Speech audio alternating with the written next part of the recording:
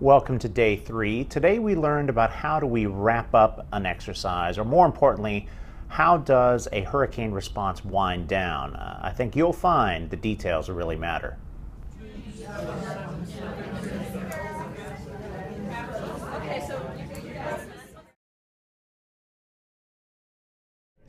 We need to keep track of everybody who is working on the disaster relief operation.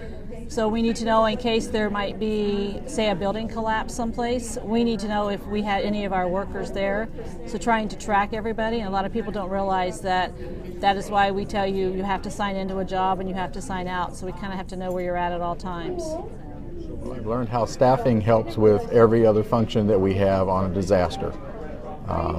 Found out that we don't have a magical bucket, that we just pull volunteers out when one of them come to us and say we need 40 people for this and everything. We wish we could fill every single request, but some of them are going to go unfilled and maybe all the way to the end of the disaster and everything, and they're still not filled. Luckily we have these event-based volunteers that come in and they end up helping out, and they have filled some of the gaps that we've been trying to fill. In an incident like this, we're going to have clients who are injured, clients who become ill, clients who lose their medications. They come into the shelters. We need nurses there that can take care of them, provide them the care they're needed. If they need to be transferred to the hospital, they need to be assessed, and we need to make those kinds of arrangements.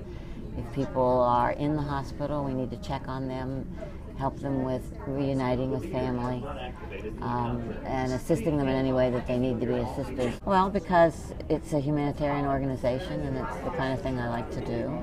I can use my education and talents in assisting people who are in need.